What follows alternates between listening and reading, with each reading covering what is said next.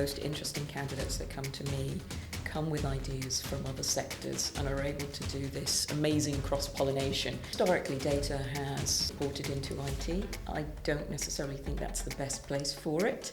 If I'm an artist or a musician and I decide to copy someone, then that's subject to IP law. Where we have challenges now, the advent of AI, is that we're able to do this on an industrial scale. I had one that came towards me that looked at using large language models like ChatGPT to be able to just solely diagnose patients with no clinician in the loop. And to me, that felt incredibly risky. Welcome to the AI Wave. So today we're lucky to have quite a seasoned data professional in Tia Cheang with us. And yeah, Tia, if you would like to just give us an introduction just to yourself and your career, and we can start from there. Yeah, thank you so much. So I'm Tia Cheang. I'm a Chief Data Officer by trade. I've been in data now for around 20 years, working across all of the roles that you can find in the data profession. I've tried them all. And I've worked in a number of different sectors. I started off in financial services, then did a stint in retail and telco, a huge amount of time in health, and then finally in insurance, and now I find myself back in healthcare. Lovely. And if you were to go back and start your career again, would you do the same thing? Would you still be in data? I think so. I really enjoy working in data, and I don't think that there are any decisions that I would do differently. I've enjoyed the variety I've had in my career, trying different career lines and professions within the data space, and I think it makes for a more enriching journey as well. Being able to experience everything, it makes you more rounded as a leader when you kind of get to the senior ranks. Lovely. And if you were to advise someone just starting out in their career in data or switching into data, what would you tell them? I would tell them that get as much experience as you can in as many different areas as you can. So, if there are opportunities to try stuff in the service management space, go do that. If there's stuff that comes up and it's in data development, go try those. Move around, learn as much as you can, take as many opportunities as you can, and don't be afraid to ask for new opportunities, to network and see what's out there. Nice. That's quite interesting, because you do have people who sit on the opposite end of the fence and they prefer people to be a little bit more specialist within one industry or one domain and not to sort of move. No, I think there's definite benefit in getting a variety of different industries under your belt. I mean, I find that the most interesting candidates that come to me come with ideas from other sectors and are able to do this amazing cross-pollination, bringing stuff that maybe we haven't thought about in my industry from somewhere else and sharing that insight. I think sometimes you can get a little bit over-focused about what happens in your own industry, and tunnel vision sets in. But there's so much you can learn from other industries, other businesses that you can bring into your new team. Nice, that's quite refreshing. Thanks for sharing. And now I'd like to do just a quick Q&A on just quite topical things working within data. So first of all, if you were to advise a startup, would you advise them to go down the proprietary data route or the open source route? I would go down the proprietary route. The open source route, it's really difficult to prove that you own that data, to ensure you've got consent. There's all kinds of problems that throws up, IP being one of them. But if you've got your own data, your own models, then one, you control them. If you're using open source, say for example for a large language model or something like that, someone else can change that model and it can affect your entire business, and you have no control over that. So I'm a big fan of proprietary, but you do just need to factor in that that's going to cost a little bit more. Nice. And do you agree with having AI in health and the government?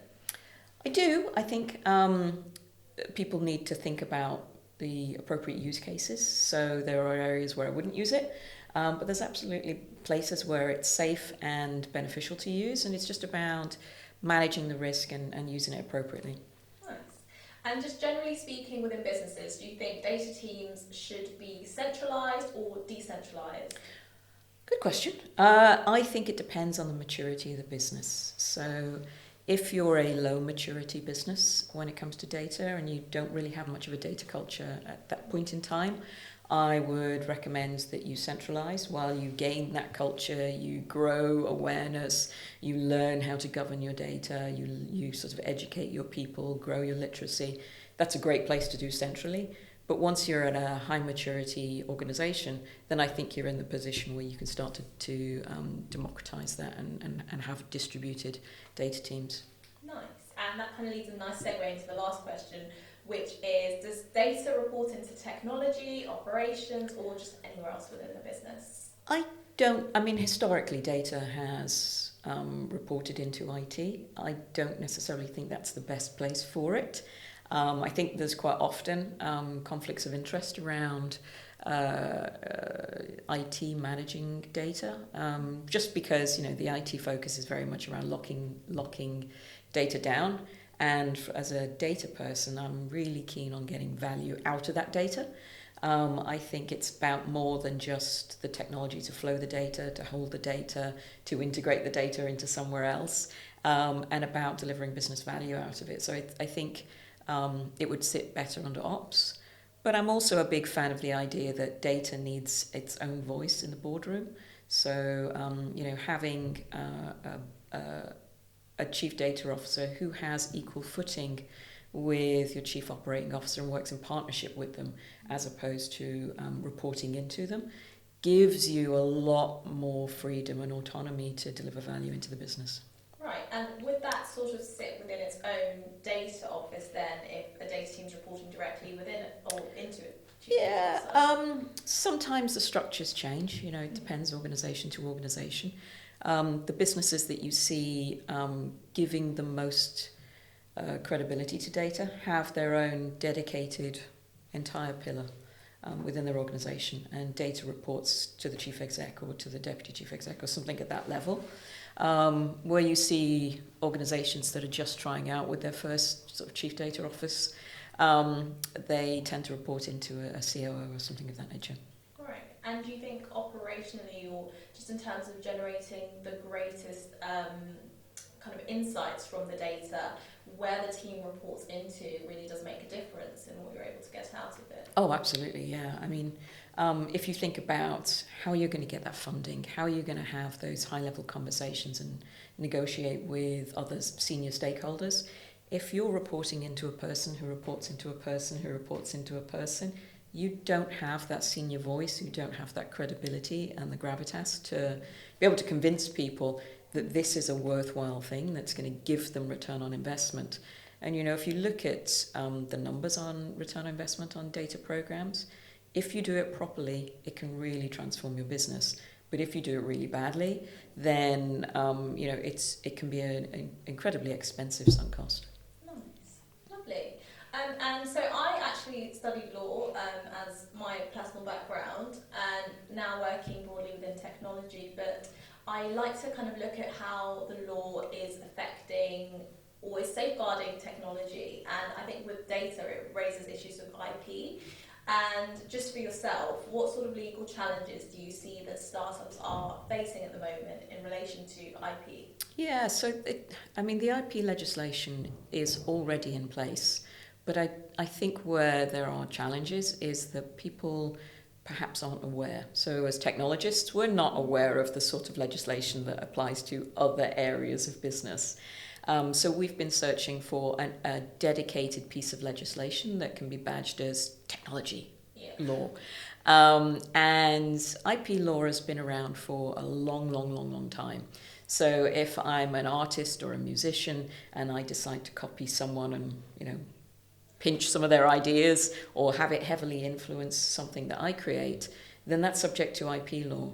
Where we have challenges now with the sort of the advent of AI is that we're able to do this on an industrial scale, and the proliferation of other people's work into models to then drive out new creative things, which may or may not have been heavily influenced by something that already exists, is now very, very prevalent. And so how we go about proving that my work has influenced your AI model and is therefore copying it, having that transparency of what's in the model is incredibly difficult. So we need a better way to prove that, or to protect the rights of creatives, for example. And the stuff that's happening now, we're seeing changes in the market. There's potentially new AI legislation coming forward with the next government that's just started. But we're also seeing some of the big suppliers change how they gather data that's used in their models. So Adobe, for example, are now paying. They're protecting anything that's in their world that says actually we pay creative license for this, so that it's not just been scraped off the internet.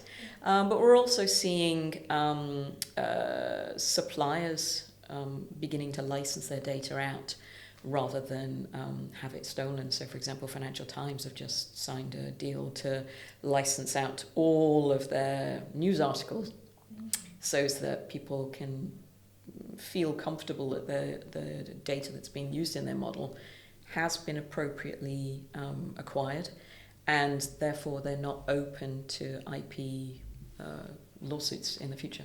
Yeah, and do you also see a struggle where it could be slightly cloudy in terms of how much is original work and how much is then supported by AI, by kind of open language models? Yeah, but I mean that's something that's always been the case. You know, if I drew a painting and you said, well, it looks like a Monet, assuming my artistic skills were far better than they are.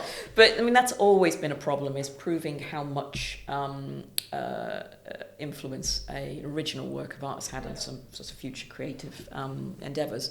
There was a recent test case that went through actually where someone felt that their own face had been used to create an avatar, and they were able to go through the model, look at all of the data that had trained it, and see whether their original photos were in that, had been scraped off the internet. And you know, it was quite a deep forensic piece of work, but actually they were able to disprove that it was this gentleman's face that had been used. It turned out that he just happened to have a doppelganger over on the other side of the world.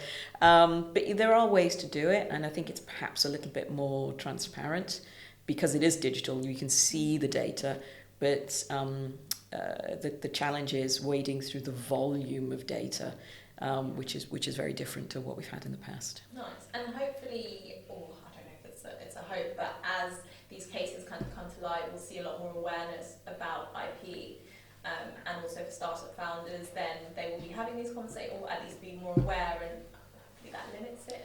Yeah, I think so. I think where we're, I think there's probably more risk for startup founders, particularly in the tech space like me, is where they're using sort of code generators to help write their new applications or their new software platforms. Those bits where you actually could be using other people's code is much more of a risk, I think. And whereas people have an awareness of stuff where it's creative, you know, the photos, the music, those kind of things, I think they're perhaps less aware of the implications of using AI code generation and what they need to be thinking about from an IP perspective, what that means for their investments, what it means for their business, and so on and so forth.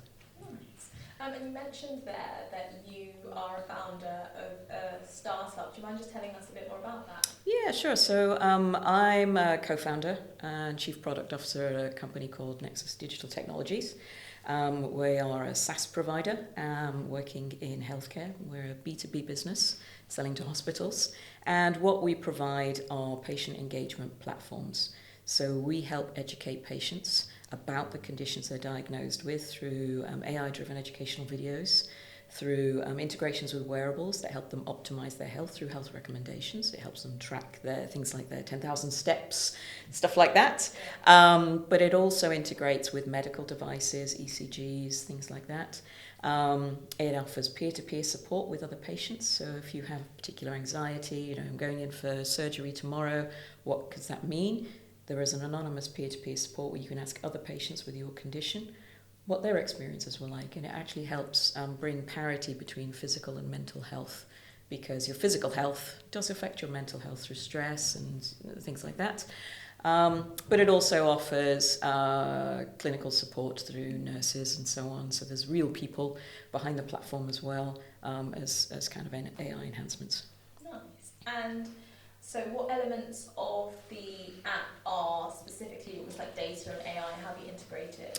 Yeah, so the video content that we provide is all clinically regulated, but it is all driven out by AI. We also have AI recommendations engine, so if you, that kind of Netflix type technology that suggests what videos you need to watch next.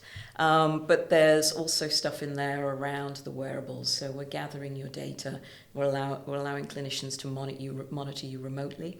And then from that, we're taking things like your heart, your blood pressure, so on, and using machine learning and all the kind of traditional AI type technologies that we've had in data to be able to drive out and optimize a patient's health. And what are some of the unique challenges that you've had being specifically within the health tech startup space using AI? If we think of what people think of as AI now, the kind of large language model stuff that's brought AI to the forefront and into everyone's sort of minds, there's been a huge explosion of AI startups that we are competing against, who perhaps aren't as mindful of some of the regulation or aren't aware of some of the regulation that they need to adhere to. But I think there are great opportunities there, but it's, as I mentioned earlier, it's about finding the right use case and making sure that your customers are as aware as you are as a seller as they need to be as a buyer around what they need to be thinking about from a patient safety perspective. Lovely. And just specifically with Nexus, what ways have you positively impacted healthcare? Yeah, so if we think about how healthcare has traditionally been delivered, you go to your GP, you get a referral, he sends you off to the hospital, you have some tests, so on and so forth, and it's all very much face-to-face, and the timescales for delivery are quite protracted. You can sit on a waiting list for a very long time. What our platform allows us to do is, 1, telehealth, 2, remotely gather data. So actually you don't need to go in to have your blood pressure taken, for example. You can do that at home.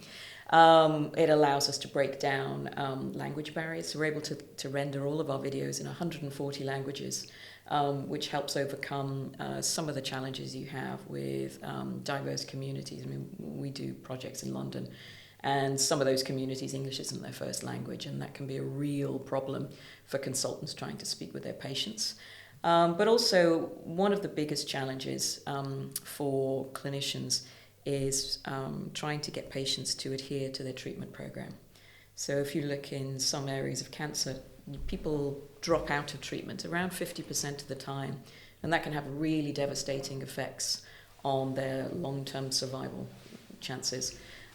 We did our initial pilot at Guy's and St Thomas around prostate cancer.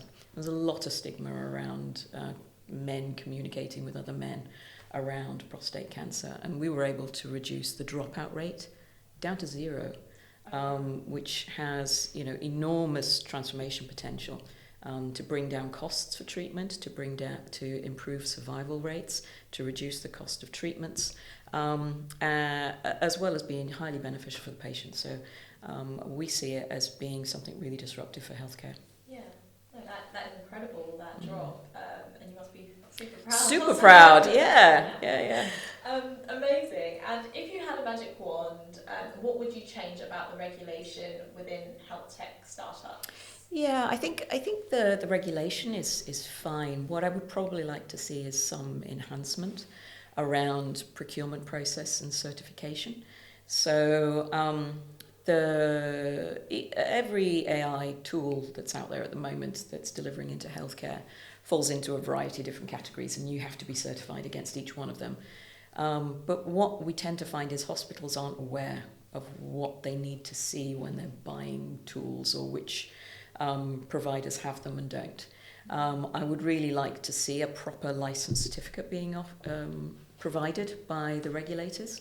And I would also like to see it in the procurement checklists that, to be able to get through procurement, you've got to have that certificate to raise awareness, and ensure the safety of the patients, because that's really got to be first and foremost, is making sure that patients are getting the best tools, the best platforms, and the safest experience that they can. Yeah, lovely. And more broader then, what opportunities do you see that are available within healthcare to leverage AI? Oh, absolutely. I mean, I spent a good 10 years working in the NHS long before I started at Nexus. And we have a concept called personalised medicine, which is the idea that your genetic makeup, your genome, is different to my genome. But what that means is that certain drugs work better for you than they do for me. And we know that there are, if you think about headaches, there are paracetamols, there's ibuprofens, there's codeines, there's all different types of aspirins, but they all do the same thing. They're all headache drugs. But one will work better for you than it will for me. And through personalised medicine and understanding our own genomes, we can then say, well, actually, we know that for Grace, this particular drug will work better than this one. If you scale that up to something like cancer, then actually it improves your survival rates drastically, and can really optimize that treatment. So that is phenomenal. But there's also, been huge leaps forward in terms of cancer recognition. So if you think about going for breast cancer screening, for example, they now use AI to be able to identify small tumours much more accurately and much earlier in the process than a human can recognise, because they're so tiny, they're just little dots on a screen, and it's able to recognise that and get you into treatment much, much faster. So there's incredible opportunities for AI in the healthcare space. Wow. And if you were speaking to someone who was slightly more sceptical about the usage of AI within healthcare, what would you say to them? I think it comes down to the appropriate use case, but it also comes down to this concept of the human in the loop. I wouldn't want to delegate all of my care and all of my diagnosis to AI. It's a support tool. So certainly within the case of Nexus, whilst we do use AI, it all has oversight of a clinician, and it is there to support the clinician and the patient, but never to replace the clinician. So it's there to help them accelerate some of the decisions they need to make, but not to make the decisions for them. Wow.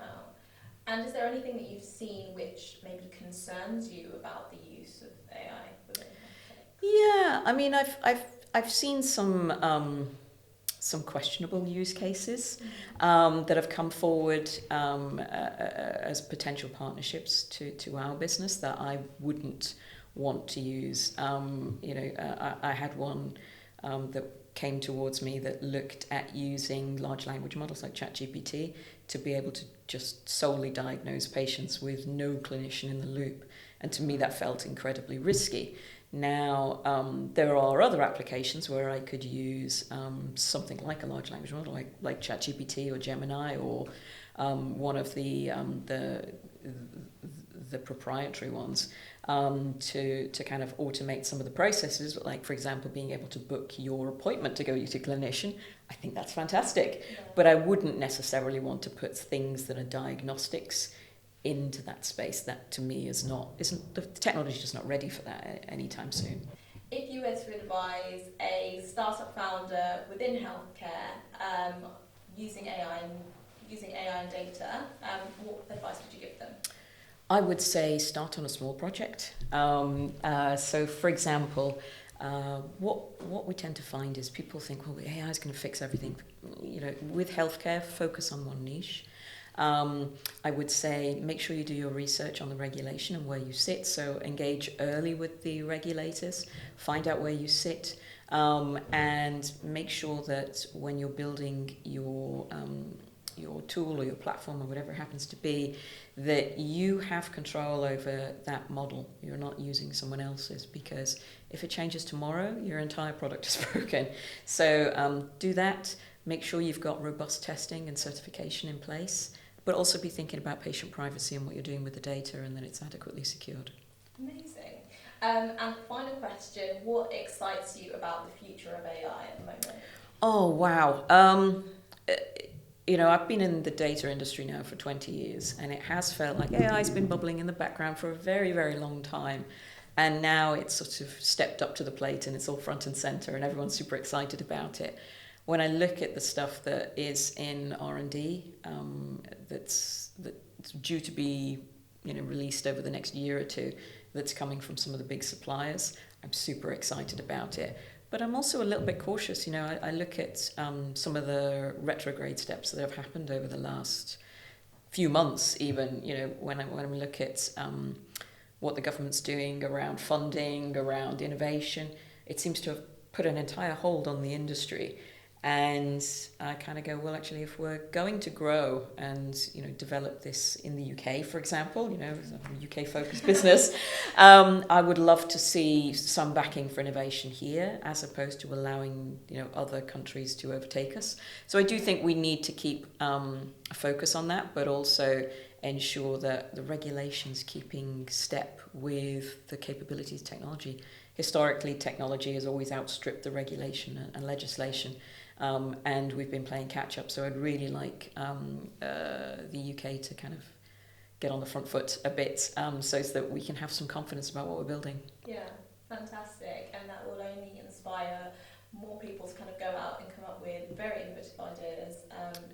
Yeah. I mean, I think that's the case, but I think also the growth in the industry will also encourage people to want to come and work in the industry. More and more people are now beginning to ask me, how do I come work in AI? How do I come work in data?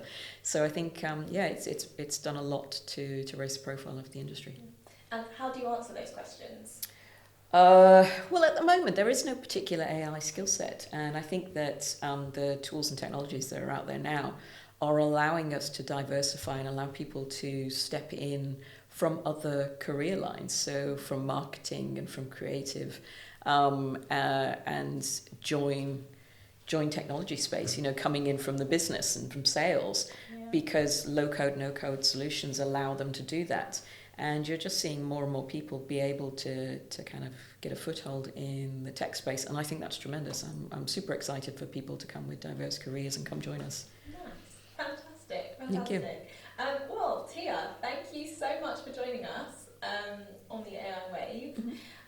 If anyone wants to follow you or just to keep up to date with Nexus or yourself, what's the best way to do that? Absolutely. We're really active on LinkedIn. Come follow us. Drop me an email, give me a DM. I'm quite happy to have a chat. Lovely. Well, it's been a pleasure speaking with you. No, it's been a pleasure to be here. Thank you. Thank you.